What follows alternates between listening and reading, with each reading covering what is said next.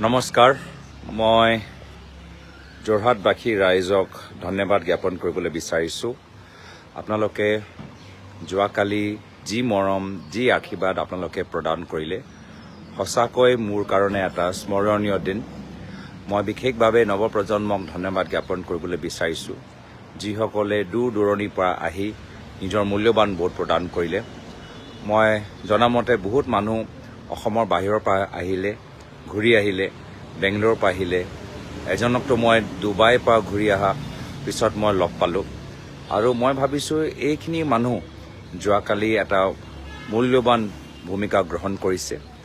আৰু ফলাফল আমি 4 তাৰিখে গম পাম কিন্তু এটা কথা স্পষ্ট যে যোৱাকালি যোৰহাটবাসী ৰাইজে এটা স্পষ্ট বাৰ্তা দিছে এটা শক্তিশালী বাৰ্তা দিছে এই বাৰ্তাটো হৈছে গণতন্ত্ৰৰ পক্ষত এই বাৰ্তাটো হৈছে লোকতন্ত্ৰৰ পক্ষত এই বাৰ্তাটো হৈছে আমাৰ ভাৰতীয় সংস্কৃতিৰ পক্ষত আৰু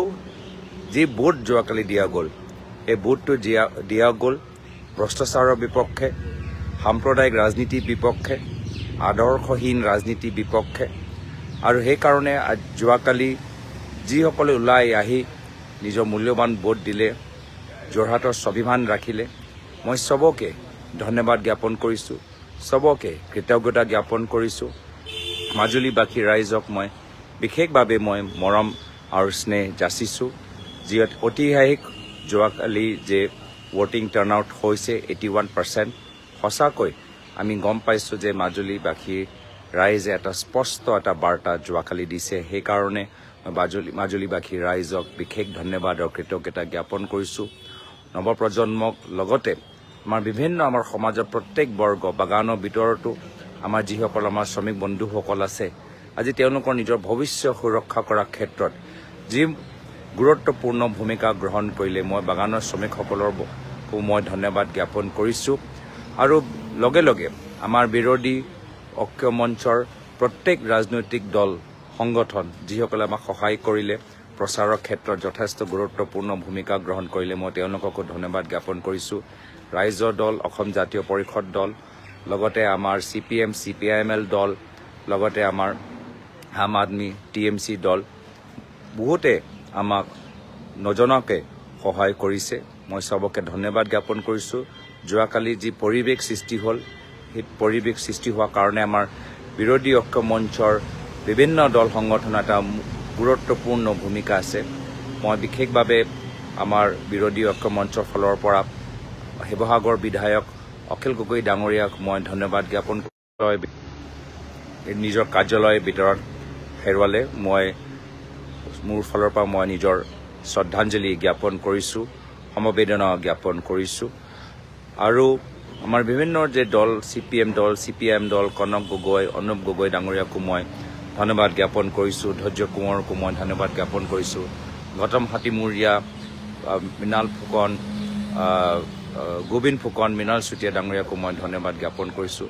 বিভিন্ন সংগঠনসকলেও আমাক সহায় কৰিছে মই সকলো সংগঠনসকলক মই নাম ল'বলৈ বিচৰা নাই যিহেতু তেওঁলোকে কিছুমানে গোপনভাৱেও আমাক সহায় কৰিছে আৰু আমাৰ বৈদিক আমাৰ ব্যক্তিসকল বুদ্ধিজীৱীসকল যিসকলক মই যোৰহাটত লগ পালোঁ যিসকলক মই শিৱসাগৰত লগ পালোঁ মই তেওঁলোককো মই ধন্যবাদ জ্ঞাপন কৰিছোঁ আপোনালোকে খুব আমাক ভাল পৰামৰ্শ দিলে আৰু আমাৰ গোটেইখিনি কথা গোটেইখিনি প্ৰচাৰ অসমবাসী ৰাইজে আমাৰ সাংবাদিকসকলৰ জৰিয়তে অৱগত হ'ল সেইকাৰণে আমাৰ যোৰহাট শিৱসাগৰ মাজুলী চৰাইদেউ আমাৰ সাংবাদিকসকলকো মই ধন্যবাদ জ্ঞাপন কৰিছোঁ আপোনালোকে যি গুৰুত্বপূৰ্ণ ভূমিকা গ্ৰহণ কৰিছে এই ক্ষেত্ৰত আমাৰ পৰ্টেলছ যি আমাৰ যথেষ্ট জনপ্ৰিয়তা লাভ কৰিলে আমাৰ GSS জাম্পিং স্পাইডাৰ অজান্ত্ৰিক আনটোল্ড আৰু লগতে আমাৰ চক্ৰপাণী পৰাশৰ পৰ্টেল আমাক যথেষ্ট আমাৰ কথাখিনি ৰাইজৰ মাজত লৈ যোৱাৰ ক্ষেত্ৰত আমাক সহায় কৰিলে মই তেওঁলোককো ধন্যবাদ জ্ঞাপন কৰিছোঁ আৰু নিজৰ দল সংগঠনক মই কেতিয়াও পাহৰি যাব নোৱাৰোঁ আমাৰ দল আৰু সংগঠনৰ বাবে আজি মই য'ত আছোঁ মই তেওঁলোকৰ কাৰণেহে আছোঁ আৰু সেইকাৰণে আমাৰ বিধায়ক আৰম্ভ কৰিছোঁ বিধায়িনী দলপতি দেৱব্ৰত শইকীয়া ডাঙৰীয়া তিতাবৰৰ বিধায়ক ভাস্কৰজ্যোতি বৰুৱা ডাঙৰীয়া এই দুজন বিধায়কে যথেষ্ট গুৰুত্বপূৰ্ণ ভূমিকা গ্ৰহণ কৰিছে জিলা কংগ্ৰেছ যোৰহাট জিলা কংগ্ৰেছ চৰাইদেউ জিলা কংগ্ৰেছ, শিৱসাগৰ জিলা কংগ্ৰেছ, মাজুলী জিলা কংগ্ৰেছে যথেষ্ট আমাক সহায় কৰিছে। আমাৰ প্ৰাক্তন বিধায়কসকল, আমাৰ ৰাজীৱ লোচন পেগু ডাঙৰীয়া, লগতে আমাৰ মাজুলী টীম দিনমণি দত্ত ডাঙৰীয়া, খকেশ্বৰ বৰা ডাঙৰীয়া, আমাৰ দুয়োজন আমাৰ ব্লক সভাপতিসকল, লগতে আমাৰ NSY যুৱ কংগ্ৰেছ, এই ভিতৰত আমাৰ টিয়কত পল্লৱী গগৈ ডাঙৰীয়ানী, থাওৰাত অজয় গগৈ ডাঙৰীয়া, মনোৰঞ্জন কোঁৱৰ ডাঙৰীয়া, শিৱসাগৰত মঞ্জিৰ গগৈ ডাঙৰীয়া, সুব্ৰমিত্ৰ গগৈ ডাঙৰীয়া, লগতে আমাৰ প্ৰদেশ কংগ্ৰেছৰ ফালৰ পৰা যি আমি সহায় পালোঁ, বিপুল গগৈ ডাঙৰীয়া, ঋতুপৰ্ণ কোঁৱৰ ডাঙৰীয়া, শান্তনু বৰা ডাঙৰীয়া, উদিত ভানু দাস ডাঙৰীয়া, আৰু ইয়াত আমাৰ চৰাইদেউ জিলাত মাহামাৰাত আমাৰ ব্লক কংগ্ৰেছ কেশৱ গগৈ আৰু চৰাইদেউ জিলা কংগ্ৰেছৰ নৱনিযুক্ত সভাপতি উৎপল গগৈ ডাঙৰীয়াকো মই ধন্যবাদ জ্ঞাপন কৰিছোঁ। ষ্টেট NSY সভাপতি কৃষ্ণনু বৰুৱা ডাঙৰীয়া, প্ৰাক্তন মন্ত্ৰী পৱন সিং ঘাটোৱা ডাঙৰীয়া, আমাৰ অসমৰ বিভিন্ন বিধায়কসকল আমাক যোৰহাটত আহি আমাক সহায় প্ৰদান কৰিলে। প্ৰদেশ কংগ্ৰেছ সভাপতি ভূপেন বৰা ডাঙৰীয়া আমাৰ মনোনয়ন পত্ৰ দিয়া দিনত আমাৰ লগৰ মাজত আছিলে। আমাৰ লাহৰীঘাটৰ বিধায়ক আসিফ নজৰ, শিৱামণি বৰা, আমাৰ বটদ্ৰৱা বিধায়িকা আমাৰ নন্দিতা দাস ডাঙৰীয়ানী, লগতে আমাৰ গোলকগঞ্জ সোহন আলী চৰকাৰ, প্ৰদীপ চৰকাৰ, ৰেকিবুদ্দিন আহমেদ ডাঙৰীয়া, লগতে আমাৰ ৱাজিদ আলী চৌধুৰী ডাঙৰীয়া, আমাৰ যাদৱ চৰগাৰী ডাঙৰীয়া, আমাৰ আফতাবুদ্দিন মোল্লা ডাঙৰীয়া, আমাৰ ৰচিদ মণ্ডল ডাঙৰীয়া,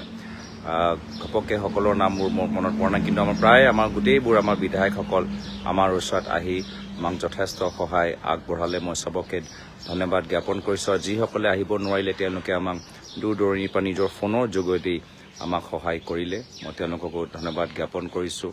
আমাৰ জাকিৰ হুছেইন চিকদাৰ ডাঙৰীয়া, ৰকিবুল হুছেইন ডাঙৰীয়া, আমাৰ খলিলুল মাজুমদাৰ ডাঙৰীয়া,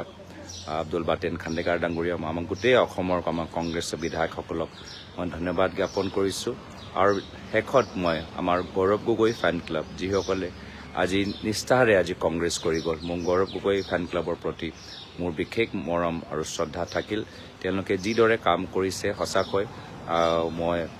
তেখেতৰ লগত জড়িত হোৱা পিছত মই নিজে গৌৰৱ অনুভৱ কৰোঁ। তেওঁলোকে যিদৰে আগবাঢ়ি গ'ল, মই গোটেই আমাৰ গৌৰৱ গগৈ ফেন ক্লাবৰ ভিতৰত সকলোকে মই ধন্যবাদ জ্ঞাপন কৰিছোঁ। মেঘনাথ চেত্ৰী ডাঙৰীয়া, মৃণাল হাজৰিকা ডাঙৰীয়া, বিশেষভাৱে মই তেওঁ দুজনৰ নাম ল'বলৈ বিচাৰোঁ। আৰু যিমান আমাৰ শিল্পীসকল আমাক এই গণতন্ত্ৰ ৰক্ষা কৰাৰ ক্ষেত্ৰত যি শিল্পীসকলে আমাক সহায় কৰিলে, কিছুমানে নজনাকৈ আমাক সহায় কৰিছে, মই তেওঁলোককো ধন্যবাদ জ্ঞাপন কৰিছোঁ। আৰু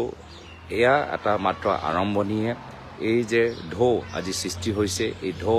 মাত্ৰ যোৰহাটলৈকে সীমিত নহয়, এই ঢৌটো সমগ্ৰ অসমত আজি ইয়াৰ বাৰ্তাটো যাব। আৰু অনাগত দিনত আমি এনেদৰে আমি কাম কৰি গৈ যাবলৈ বিচাৰোঁ। আৰু এই ক্ষেত্ৰত পুনৰবাৰ সকলৰ আশীৰ্বাদ, মৰম আৰু স্নেহ বিচাৰিছোঁ। পুনৰবাৰ কৈছোঁ যে এইটো মাত্ৰ এটা আৰম্ভণি, যোৰহাটলৈকে খণ্ড সীমিত হৈ নাথাকে। যোৰহাটে এটা স্পষ্ট বাৰ্তা দিছে, আৰু আমাৰ সকলোৰে দায়িত্ব যে এই বাৰ্তা গণতন্ত্ৰৰ স্বাৰ্থত, অসমৰ স্বাভিমানৰ স্বাৰ্থত, আদৰ্শ ভিত্তিক ৰাজনীতিৰ স্বাৰ্থত এই বাৰ্তা আমি চাৰিওফালে লৈ যাব লাগিব। আমাৰ শেষত যি আদৰ্শ মোৰ প্ৰয়াত পিতৃ তৰুণ গগৈদেৱে মোক শিকাই গ'ল, একে আদৰ্শ লৈ মই সদায় আপোনালোকৰ মাজত থাকিবলৈ চেষ্টা কৰিম। আৰু যদি ক'ৰবাত মোৰ পৰা ভুল হয় তেতিয়া মোক শুদ্ধ কৰিবলৈ ভাল পৰামৰ্শ দিব। মই বিশেষ আৰু দীঘলীয়া নকওঁ। আমাক বতৰো যথেষ্ট আমাক সহায় কৰিলে। প্ৰিয়ংকা গান্ধী ডাঙৰীয়ানী যিদিনা আহিলে আমাৰ বতৰ যথেষ্ট ভাল। AICC আমাৰ তত্ত্বাৱধায়ক জিতেন্দ্ৰ সিং আৰু সম্পাদক পৃথ্বীৰাজ চাটে ডাঙৰীয়া, চবকে মই যিসকলৰ মই নাম লোৱা নাই, নাম লোৱাৰ বাবে মোক ক্ষমা কৰিব। আজি চবকে এই ফেচবুক লাইভ যোগেদি মই যোৰহাট লোকসভা নিৰ্বাচনী প্ৰচাৰৰ পৰা মই বিদায় লৈছোঁ। আৰু ভৱিষ্যত বিভিন্ন আমাৰ লোকসভাৰ অঞ্চলত আমি গৈ আমাৰ অসমৰ হৈ আমি প্ৰচাৰ চলাই যাম, আৰু আপোনালোকক ওচৰৰ পৰা লগ পাবলৈ আশা কৰিলোঁ। ধন্যবাদ। জয় হিন্দ, জয় আই অসম।